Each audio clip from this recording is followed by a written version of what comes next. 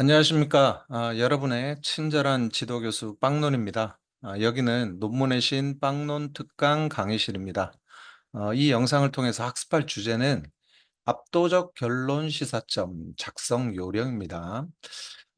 결론 시사점을 그냥 대충 작성하는 것이 아니라 압도적으로 작성을 해서 어 이제 칭송을 받으려면은 어떻게 작성하는 것이 좋을지 그 요령에 대해서 오늘 살펴보도록 하겠습니다.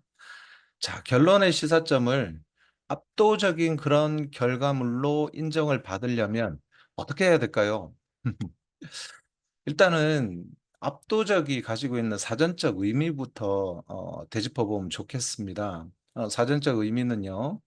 보다 뛰어난 힘이나 재주로 남을 눌러서 꼼짝 못하게 하는 것. 이게 압도적이라는 뜻의 의미입니다. 여러분들께서 이 논문의 결론을 작성을 하고 또 그 작성하는 과정에서 시사점을 도출을 하게 될 건데요. 이런 시사점을 도출해서 어떤 사회적 가치를 증진하는 데 기여를 한다면은 '아 인제 연구를 제대로 수행했구나.'라는 평가를 받을 수가 있는 거거든요. 근데 이 시사점도 결론에 있어서 제일 중요한 부분을 차지하고 있고 또 논문에 있어서는 결론이 제일 중요한 부분을 차지하고 있으니까 결과적으로 어떻습니까?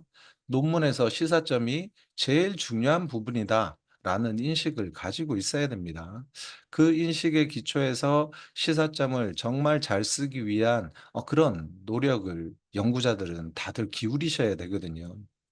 근데 안타깝게도 이 시사점을 어떻게 작성하는 것이 좋을지 또 작성을 할 때 주의사항 같은 것은 무엇인지 이런 부분에 대해서 잘 알려주지를 않습니다. 뭐 지도 교수님께서는 너무 바빠서 제대로 알려주지를 못하시고 다른 또 뭐 채널을 통해서 어 시사점을 작성하는 요령을 한번 익히고 싶은데 그런 방법을 구체적으로 제시하고 있는 분들이 잘 없죠. 그래서 여러분들께 오늘 이 압도적인 그런 결론 시사점을 어떻게 작성하는 것이 좋을지 이 빵농 교수가 제시를 해 드리고자 합니다. 자, 제가 제시하는 요령 요거 기억하시고 있으면 돼요. 한 부예요. 한 부예요. 두 부도 아니고 한 부예요. 이걸 좀 기억을 해 주셨으면 좋겠어요. 그러면 시사점과 관련된 글을 어떻게 구성하면 될지 어느 정도는 감을 잡으실 수가 있을 겁니다. 그러면 한 부예요에 대해서 제가 지금부터 그 요령을 시사점을 작성하는 요령을 알려드릴 건데 그전에 여러분들께서 이걸 좀 알고 계셔야 될 것 같아요. 이 시사점이 얼마나 중요한 건지를 음 뭐 그냥 감각적으로는 알고 계실지 모르겠는데 '실체적 중요성에 대해서 알고 계실까?' 하는 의문이 드는 경우가 많거든요. 제가 인제 대학원생들을 이렇게 만날 때마다 드는 생각 중에 하나인데 그래서 이런 지금 여러분들께서 연구를 수행을 하면서 선행 연구들을 살펴보게 될 건데 그 선행 연구들에서 대체로 발견되는 어떤 문제점들이 있습니다. 그 문제점을 제가 이렇게 제시를 해 보면 크게는 한 세 가지 정도가 있을 것 같아요. 첫 번째는 연구자의 견해를 뒷받침할 논리적 근거가 부족하다는 점입니다.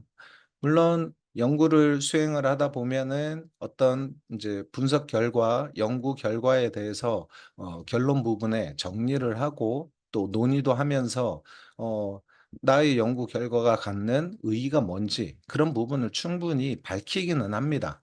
거기에서 어떤 근거를 찾을 수는 있을 건데 근데 시사점으로 어떤 이야기를 연구자가 했을 때 그것은 사실 객관성을 띠고는 있죠. 근데 어떤 객관적인 절차를 거쳐 가지고 그런 방법론을 거쳐서 연구를 수행을 했으니까 객관성이 전혀 없는 것은 아닙니다.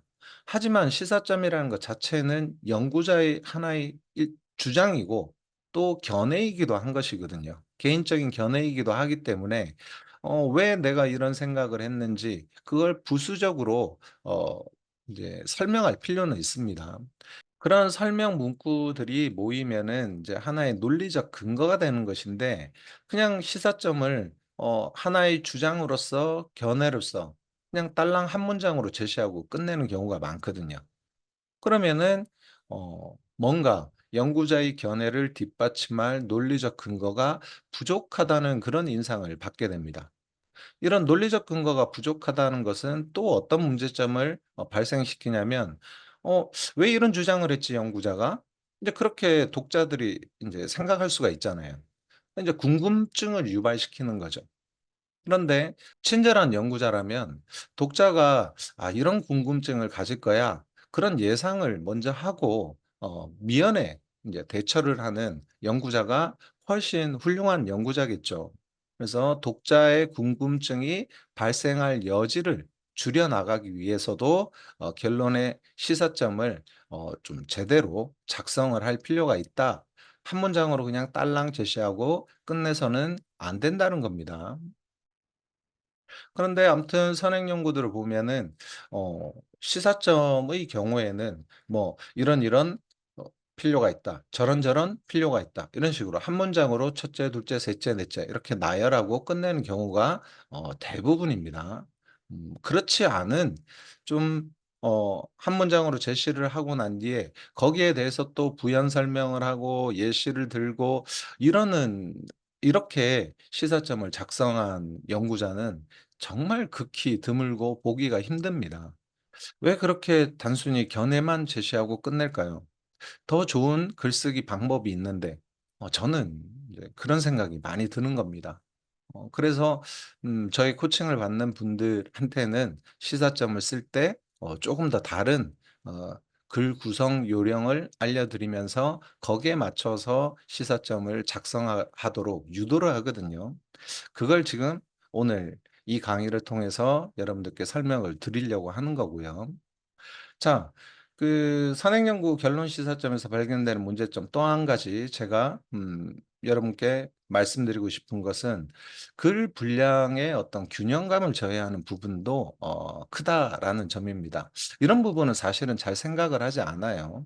왜냐하면은 연구자는 그냥 내 연구 결과를 논문으로 작성해서 학위를 받아야 돼. 이 생각만 가지고 있지 내가 연구한 결과물을 글로 잘 옮겨서 독자들을 잘 이해시키기 위한 노력도 같이 기울여야 돼. 이런 생각까지는 가지 못하는 거예요. 그러니까 연구자가 단순히 연구만 하는 사람이 아니라 저자이기도 하다. '저자의 역할도 수행한다.'라는 사실을 조금 까먹고 있는 거 아닌가라는 생각이 많이 들어요. 만약에 저자라면 어떤 이 글 분량에 대한 균형감 같은 것도 생각을 하면서 글을 작성을 할 거거든요. 결론을 보면은 보통은 이렇죠. 이제 글의 순서가 연구 결과를 요약을 하고요. 그 요약에 기초해서 논의를 하게 됩니다. 그리고 논의한 결과를 토대로 해서 이제 시사점을 밝히게 되는 거죠. 그런데 그 과정에서 볼 때 연구 결과는 굉장히 길게 요약을 해 놓고 또 연구 결과에 맞춰서 논의도 굉장히 많은 분량으로 논의를 수행을 했습니다. 그리고 제일 중요한 시사점을 인제 밝혀야 되는 이제 상황에 왔는데 시사점은 아주 짧게 그냥 적고 끝내는 거예요. 뭔가 좀 글 분량에 있어서의 균형감이 제대로 이루어지지 못한 글이 인제 양산되는 것이죠. 이런 부분을 좀 문제점으로 인식을 하셔야 내가 결론 시사점을 작성을 할 때 조금 더 다르게 선행 연구자들 대부분이 해 왔던 오류들을 '나는 조금 개선해서 좀 질 높은 논문을 작성하겠다.' 이런 이제 의욕이 생기는 거거든요. 그래서 문제점을 제가 한번 제시를 해 봤습니다. 뭐 이외에도 많이 있어요. 근데 제가 제일 크게 생각하는 부분은 한 이 세 가지 정도의 문제점이 있더라라는 것을 여러분들께 말씀을 드리는 거고 그런데요. 더 큰 문제점이 있어요, 더 큰 문제점. 결론 시사점과 관련해서 더 큰 문제점은 뭐냐면은 아니 이 시사점을 아예 찾을 수 없는 연구가 태반이라는 거예요. 굉장히 많다라는 거예요. 뭐 태반이란 뜻이 뭡니까? 절반 이상은 되는 것 같아요. 우리가 연구를 왜 수행을 합니까? 제가 다른 이제 강의 영상에서도 자주 강조하는 것 중에 하나인데 사회적 가치를 증진시키는 게 연구의 목적이에요. 여러분들께서 연구를 수행을 해서 뭘 해야 되냐? 사회에 또 어떤 사회의 구성원인 집단이나 개인한테 도움이 되게끔 하기 위해서 연구를 수행을 하는 겁니다.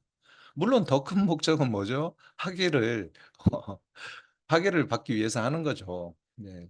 그렇기는 한데 그건 현실상의 목적이고 학술적 목적을 얘기를 하자면 우리가 연구를 하는 것은 사회적 가치를 증진시키기 위해서 하는 거거든요. 그러면 가치 증진에 기여를 하려면요. 연구를 수행을 하고 그 결과를 토대로 해서 '아 요렇게 하면 좋겠다.'라는 연구자의 개인적인 견해가 제시가 돼야 되잖아요. '요렇게 하는 게 좋겠다. 저렇게 할 필요가 있다.'라는 부분 그게 시사점입니다. 그게 시사점인데 그런 시사점이 빠져 있는 제가 자꾸 웃음이 나요. 너무 이건 웃겨서 웃는 웃음이 아니라 어이없어서 웃는 웃음입니다. 그런 경우가 되게 많이 보이거든요. 그래서 저는 사실 이 시사점이 아예 찾을 수 없는 시사점을 기술하지 않은 논문을 보고 있으면 경악을 금치 못합니다. 아니 왜 지도 교수님이 왜 한번 걸러 주지 않았을까? 또 그다음 심사위원들이 왜 또 걸러 주지 않았을까? 이런 생각이 많이 들어요. 왜 이런 시사점이 없는 논문들을 우리는 검색해서 찾을 수 있는 걸까? 이제 그런 의문이 되게 많이 들거든요. 그 이유를 제가 곰곰이 또 한번 생각을 해 봤는데 그 이유는 아마 이거이지 않을까 저는 생각을 해요. 그러니까 시사점이 없는 논문들은 보면은 연구의 의의는 잘 밝혀져 있거든요. 이 연구의 의의를 혹시 연구의 시사점으로 오인하는 것은 아닐까 그런 생각이 저는 많이 듭니다. 근데 연구의 의의하고 시사점은 굉장히 달라요. 의의하고 시사점은 어떻게 다른가 제가 여기다가 적어 놨잖아요. 의의라는 것은 연구의 중요성이나 가치를 의미하는 겁니다. 이 연구가 왜 중요한지, 어떤 가치를 지니고 있는지 서론에서도 일부분 밝히지만 결론에서도 밝힐 수 있는 거거든요. 그 결론에다가 이런 의의는 열심히 밝혀 놔요. 또는 함의라는 그런 용어를 써 가지고 연구의 중요성이나 가치를 밝히는 경우도 있어요. 그런데 이거는 조금 많은 분들이 오해하는 용어 중에 하나인 것 같아요. 이 함이라는 것은 이 함자가 뭡니까? 한자로 함자가 머금을 함자거든요. 머금을 함.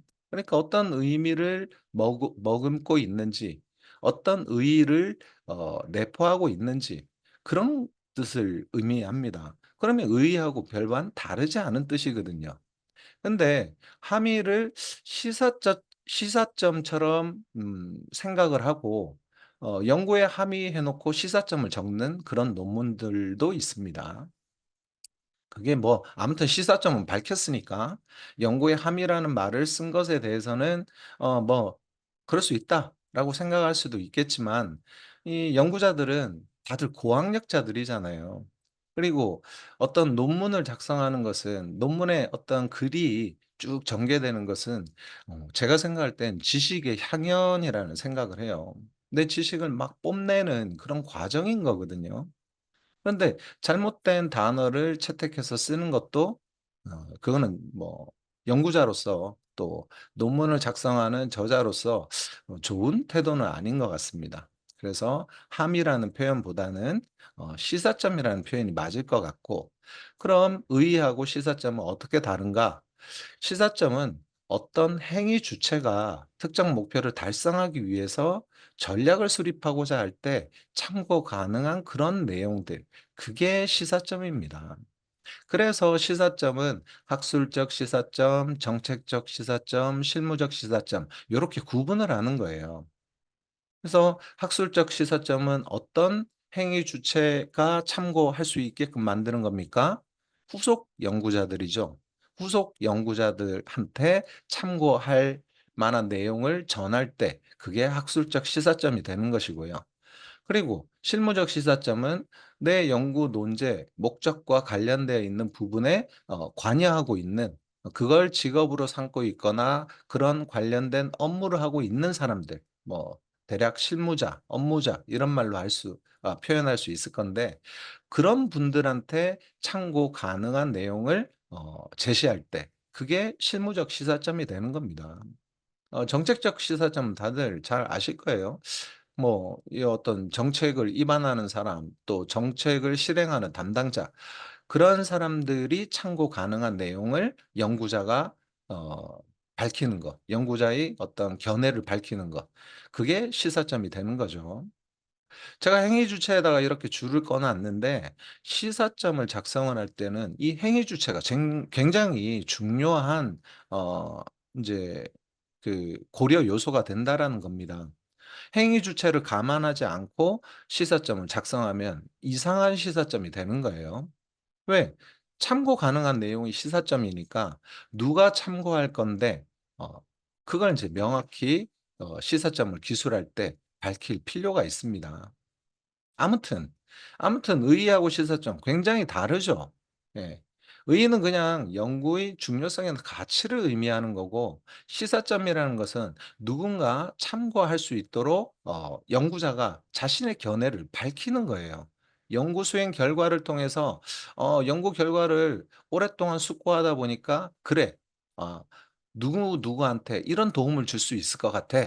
그래서 이런 이런 것들이 필요해.'라고 적는 것. 그게 시사점인 겁니다.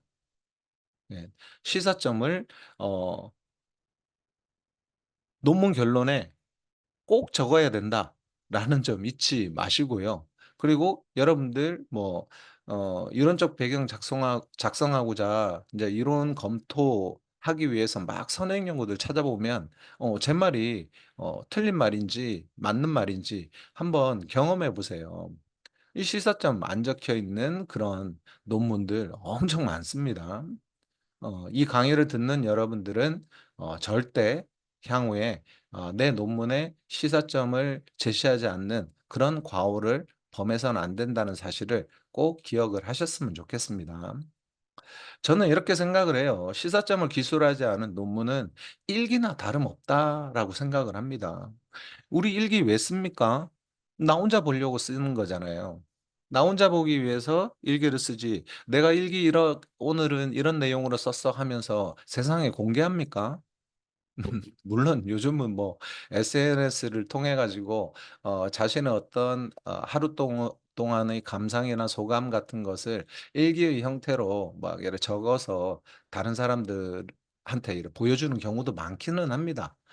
그런데 아무튼 전통적인 의미에서 일기라는 것은 일기를 작성하는 개인이 그냥 혼자서 하루 동안의 삶에 대한 소회 같은 걸 적고 자기 반성적 차원에서 하루의 삶을 되돌아보기 위해서 쓰는 게 일기잖아요.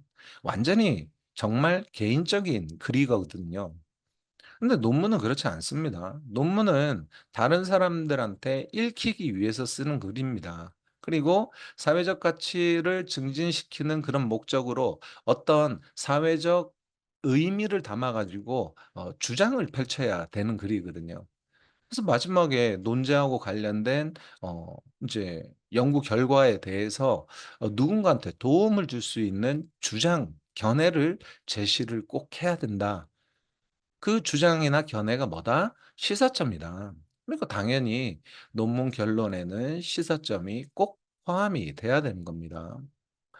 이런 경우가 생기면 안 되는데, 그러니까 이런 문제점이 있으면은 그거는 해소를 하면 되는 거죠. 그런데 아예 시사점이 없는 경우는 정말 심각한 겁니다. 그래서 내 연구에는 시사점을 꼭 작성해야 된다는 거 명심하시고요. 자, 그러면 오늘 강의의 핵심적인 내용입니다. 지금부터 이 결론 시사점을 어떻게 작성하는 것이 좋을 것인지 그 요령과 예시를 제시를 하면서 여러분들께 설명을 이어나가도록 하겠습니다. 자, 시사점을 작성할 때 글을 구성하는 줄거리는 요렇게 했으면 좋겠습니다. 이게 이제 형식이자 줄거리가 될 건데요. 한부 예요는 요런 뜻이에요. 요런 뜻. 자, 논문에서 특정한 주장을 펼치고자 할 때, 제가 즐겨 사용하는 저만의 유용한 글 구성 요령입니다. 누구도 이런 말 하지 않습니다. 뭐 한부예요가 어떤 논문 작성 관련된 서적에 나오지도 않아요. 음, 제가 그냥 저의 이제 음, 뭐라고 해야 됩니까? 뭐 하나의 비법이라고 할 수 있는 거죠. 그래서 이 논문 결론의 시사점은 연구자의 견해이기 때문에 이 또한 하나의 주장인 거죠. 주장이 인 것이고, 그래서 주장을 펼칠 때 아주 좋은 글 구성 형식인 함부 예요를 여러분들이 적극적으로 좀 활용하고 애용하시면 좋겠다라는 겁니다. 주장일 때 함부 예요라는 글 구성 방식을 쓸 수 있다라고 했으니까 결론 시사점을 작성할 때만 쓸 수 있는 것은 아닙니다. 이런 글 구성 형식은요. 서론이나 본론을 이제 본론의 글쓰기를 하는 과정에서도 연구자가 어떤 주장을 펼칠 경우가 생길 수 있거든요. 그럴 경우에는 주장을 펼칠 때 함부예요를 생각하시고 이렇게 글을 구성하면 아주 효과적이고 좋은 글을 완성할 수 있다라는 점 명심해 주셨으면 좋겠습니다. 그러면 함부예요가 뭔데요? 구체적으로 하나씩 살펴볼게요. 자, 한자, 부자, 예자, 요자는 어느 인제 문구에 제가 두 문자를 끄집어 와 가지고 조합한 그런 뭐 이제 단어라고 봐야겠죠. 단어? 신조어라고 봐야 될 것 같습니다. 한부예어에서 한은 뭐냐? 연구자의 주장을 한 문장으로 제시를 하는 게 좋겠다. 처음에는 이렇게 한 문장으로 제시를 합니다. 그리고 뭐 대부분 시사점을 제시한 선행 연구자들이 다 이렇게 한 문장으로 제시를 해요. 그래서 여기까지는 뭐 별반 다를 게 없습니다.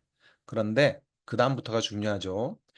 자, 부자는 부연 설명 문장을 추가하자라는 것입니다. 한 문장으로 제시를 하고 난 뒤에 부연 설명 문장을 그다음에 넣고 부연 설명 문장을 추가한 뒤에는 예시문을 개발해서 그다음에 집어넣고 그다음에 마지막에 가서는 요약 문장을 다시 한번 제시를 하자. 그래서 한부 예요로 글을 구성을 하게 되면은 어떤 주장을 펼치는 글을 완성할 때 매우 효과적이고 좋은 글이 만들어진다라는 겁니다. 조금 상세 설명을 해 볼까요? 각각에 대해서. 자, 연구자의 주장을 한 문장으로 제시를 한다라는 것은 이 시사점이라는 것은 논문 결론에 있어서 가장 핵심이 되는 부분이잖아요. 다들 잘 알고 계시듯이. 그런데 이 결론의 핵심적 내용을 막 이문구나 저문구 막 엮어 가지고 장황하게 막 제시를 하는 연구자도 간혹 있습니다. 그러니까 한 문장으로 제시하지 않고 두 문장, 세 문장으로 제시하는 분들도 있다라는 거예요. 그 어떤 주장에 대해서는 연구자가 하고자 하는 핵심적 주장이 있을 거 아니에요. 그 주장은 어떻게든 한 문장으로 만들어 보세요. 두 문장, 세 문장으로 막 계속해서 주장을 펼치지는 마시라는 겁니다. 어 이렇게 한 문장으로 제시를 하게 되면은 이 간단 명료하게 요점만 작성해 제시하는 효과를 기대할 수 있게 되는 거죠. 이 시사점이라는 것은 결론에 있어서 또 논문 전체적으로 봐서도 핵심적인 내용이잖아요. 그러니까 간명하게 가능하면, 가능하면 간명하게 제시하는 게 좋을 겁니다. 그래서 시사점의 시작은 한 문장으로 정리해 제시하라고 저는 이제 강력히 주장을 하는 것이죠. 그리고 두 번째 부연 설명 문장을 추가하는 것은 이 한 문장으로 표현한 것은 어떤 메시지의 강력함을 기대할 수는 있죠. 네. 기대할 수는 있겠지만은 어 인제 저자의 의도를 오해 없이 온전히 전달을 하고자 할 때는 다소 무리가 따를 수가 있습니다. 네, 그렇기 때문에 이런 한 문장으로 제시한 주장에 대해서 우리는 부연 설명을 해 주는 게 좋겠다라는 거고요. 그다음에 부연 설명 문장 다음에 예시문을 개발해 삽입하라고 제가 말씀을 드리는데, 이 부연 설명 문장까지 작성을 하고 나면요, 이 한 문장으로 만든 저자의 견해 또는 주장, 또 부연 설명 문장에 대해서 예시를 들어서 설명을 해 주면은 궁금증, 이 독자가 갖는 궁금증을 사전에 해소할 수 있는 효과를 기대할 수 있게 되는 겁니다. 이 다들 잘 알고 계시겠지만은 어려운 말을 상대방한테 쉽게 이해를 시키고자 할 때는 예시만큼 좋은 게 없잖아요. 그래서 이런 어떤 주장을 펼쳤으면 그 주장은 연구자가 제시한 최초의 주장일 수도 있는 거고요. 또 다른 연구자가 비슷한 주장을 했겠지만 독자의 입장에서는 잘 이해가 안 가는 내용일 가능성도 있습니다. 그래서 부연 설명 문장을 추가를 한 것인데, 부연 설명 문장까지 추가를 해도 궁금증이 완전히 해소 안 될 수도 있는 거죠.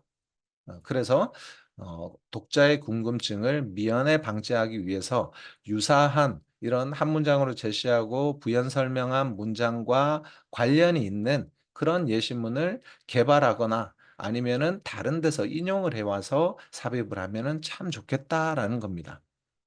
그리고 논문이 갖는 인제 그 중요한 특징 중에 하나가 계속해서 글을 작성하면 요약하고 또 글을 작성하면 요약하고 인제 그렇게 해야지 논문이 굉장히 논리적이고 완성도도 높다라고 평가를 받거든요. 그래서 요 글 내에서도 요렇게 시사점 하나의 글을 작성하는 과정에서도 이 세 가지 내용 한 문장으로 제시하고 부연 설명하고 예시문을 집어넣은 요 내용에 대해서 또 다시 요약을 하는 그런 문장을 마지막에 다시 한 번 더 제시를 하면은 아주 훌륭한 문장이 될 것입니다. 자, 그러면 '아, 저게 가능합니까? 실제로 이렇게 글을 쓸 수 있어요?' 라고 의문을 갖는 분들이 있을 거예요. 그래서 가능하다는 걸 제가 지금부터 보여 드리려고 합니다. 자, 이런 연구자가 있다고 쳐요. 네, 우리가 한번 가정을 해 보고 거기에 맞춰 가지고 제가 인제 예시문을 하나 개발을 해서 여러분들께 보여 드리려고 하는 거거든요. 자, 어떤 A 연구자가 있는데 이런 논제로 연구를 수행했다 칩시다. 동기 강화 집단 상담 프로그램 개발 및 효과 검증, 이런 연구를 수행했다 쳐요.